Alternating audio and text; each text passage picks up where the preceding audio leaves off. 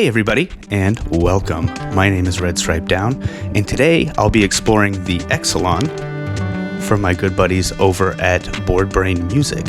In this video, I want to showcase how I use some of the Xcelon's great features, as well as demonstrate how you can customize the module to meet your own mixing needs. So, let's jump in. Xcelon is a fully analog 6-channel stereo mixer with tons of CV implementation and extensive expandability. Each of the 6 channels features variable input gain, allowing for the easy balance of line level and modular signals, as well as 2 stereo effect sends, balance control, output selection switch, which allows you to choose one or both of the main stereo outs, clickless mute, and an easy to read VU meter. The crossfade button here can be engaged to split the stereo inputs of a channel into 2 mono inputs instead. This is super handy and a great way to expand your number of available inputs. These long travel volume faders feel great and play really well. This CV responsive LED on each fader is a wonderful source of visual feedback. They're very easy to see on a dimly lit stage or in a dark room without becoming too blinding or too bright. To the left of our mixing area, we'll find the audio and CV inputs for all 6 channels. Each channel has a set of stereo inputs as well as CV ins for volume, balance, and both effect sends. I have to say I really love the placement here. Having all the cabling to the side and away from the playing area really lends itself to just a more enjoyable experience overall and allows a lot more room for hands and well-spaced controls. In the same fashion, we have all of our outputs and sends to the far right of the mixing area. Xcelon has 2 sets of main outs, A and B. Like I mentioned earlier, that's what this little switch here is for. We also find our 2 effect sends and returns here, as well as their respective level controls, both of which have CV capability. And our effects has its own little A and B switch for our outputs as well. In addition to all of this, there are sets of jumpers on the rear of the module that can be set to change various behaviors of each channel. I'll dive more into that as we go along, as some of those will require me to actually remove the module and make physical changes on the back. But while I still have this patch up, let's take a look at how we're using Xcelon to glue all of these elements together. Okay, well, I'll go from left to right, channel by channel, fade some audio in, give you a brief rundown on what's happening on each channel and how Xcelon is helping us create this kind of funky dynamic mix here. Channel 1, just a series of pads being sequenced by the Digitact. The source is the Udo Audio Super 6. Nice and lush.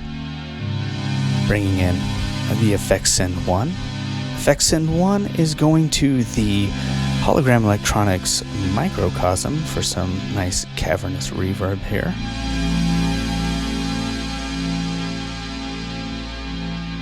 Effects Send 2 is going to the Make Noise Mimeophone for some nice stereo delay.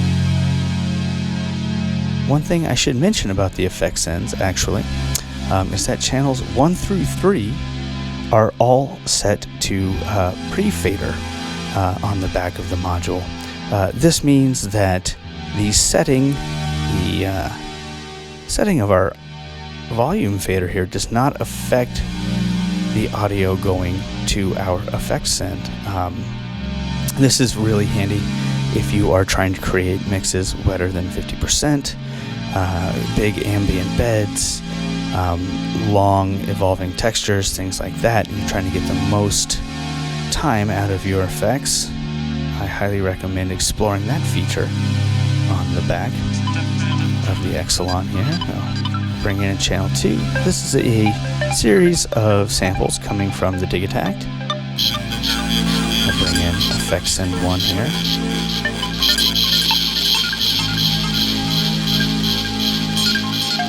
And on this channel, we actually have some modulation going to the Effects Send 2, as well as the overall volume of the channel. Moving on to channel 3, this is more of a kind of support line or counter line for channel 1. Let's bring in our effects.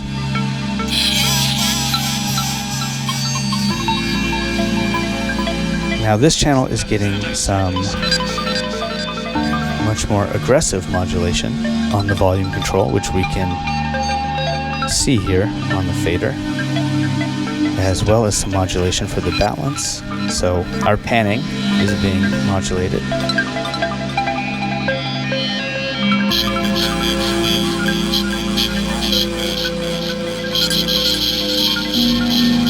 Channel 4 here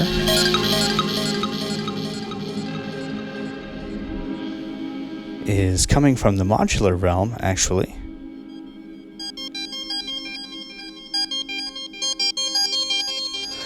In this channel, you might notice the fader on there behaving a little differently. That's actually because this channel is set to a VCA mode via the jumpers on the back, turning the volume input of this channel. It makes it more responsive like a traditional VCA, so it can handle traditional envelope shapes and things like that. And again, that is available per channel for everything. So if you're trying to save a little bit of space in your modular rack, especially with utilities like VCAs, that stuff is built right in here.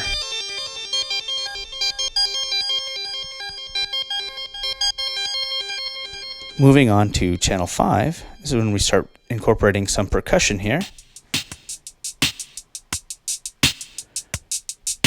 This is coming from the Electron machine drum. I'm going to give it a little bit of verb there. And you may have noticed in the performance that I used Xcelon 2 to send to our stereo delay. It kind of gives it this nice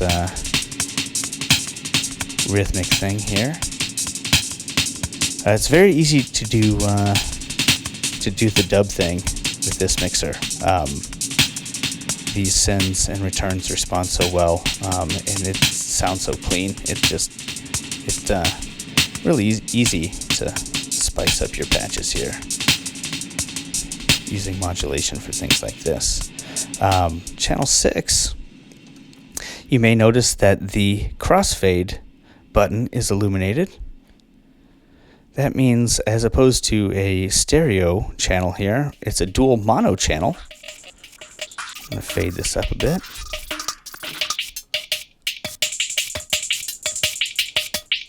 So,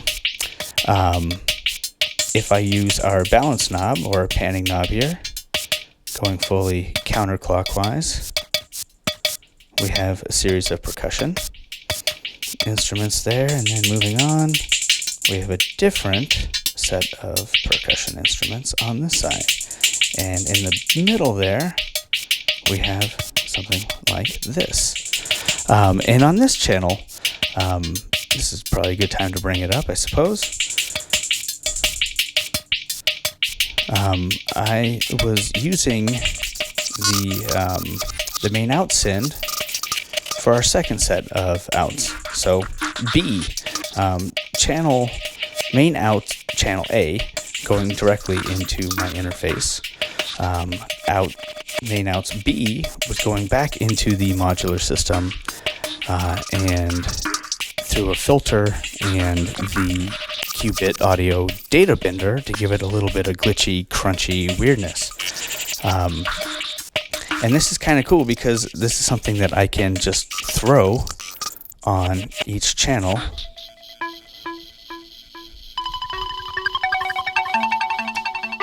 During the performance, I can choose which set of outputs it's moving out of, almost giving me essentially a different, in effect, send 3, if you will. One thing I'd like to point out is that the majority of the audio signals we're using are actually not modular based. We are using outboard synthesizers, drum machines, samplers, effects pedals, you name it, and the Xcelon is able to keep up brilliantly. One reason I've kept this module out of the main rack is that I kind of view it as more than just a module. It really is a professional mixing tool and can be used as its own instrument. So I've removed it, put it in its own skiff, because it has become not only a handy tool for my modular system, but something that brings my entire rig together.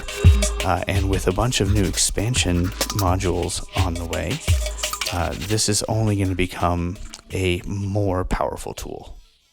Okay, let's go ahead and take a look at the Xcelon's rear panel. I mentioned earlier that certain behaviors of a channel can be modified by using sets of jumpers on the back of the module, and this is where we find all that stuff. There are 3 behaviors we can change here, and they all have their own respective jumper areas.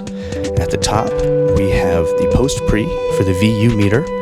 Now, this isn't something we covered in the patch, but this means that you can visually monitor an output signal independently of where your volume fader is set. This is really handy if you want to check the level of something before you fade it in, something that is often found on DJ mixers. Moving on, we have the post-pre for effects send 1, and down here on the bottom, we can switch between volume CV and the VCA modes. Each channel has a set for all 3 behaviors, allowing you to really customize the module for your own needs and mixes. All of this stuff is clearly labeled as well, with little diagrams, so no need to go running for the manual if you need to make changes. You may have also noticed that we have several other connections back here. We have 2 expansion ports, allowing you to expand Xcelon using 1 or 2 XP3s. The XP3 is a 3-channel expansion module for Xcelon, which features all the great stuff its big brother does in a smaller package. Using 2 of these essentially doubles your available channels. We also have a pre and post direct outs for channels 1 through 3 and 4 through 6, as well as a return 1-2 mix a direct out to the left here. These ports allow you to use one of Boredbrain's new direct output modules to get up to 24 balanced audio outputs. The I/O, TRS, and DB25 just hit the market and greatly expand what you can get in and out of your Xcelon. Clearly, I don't have one of these yet, but if you want to check them out, please visit Boredbrain at this year's Super Booth. They'll be there to answer questions and allow you to get your hands dirty with all this great stuff. In summation, Xcelon is an incredible mixer. With an extensive set of features and expandability, it's easy to see how something like this could not only become the centerpiece of your modular rig, but of your entire studio. And with these new direct output modules, it seems like recording, performing, playing with your system has never been easier. I, for one, looking forward to getting my hands on an expanded module, as well as 1 or 2 of those direct outputs. And as soon as I do, we'll do a follow-up video and see how things are coming along. But in the meantime, this is Redstripedown, signing off, and reminding you to mind your music.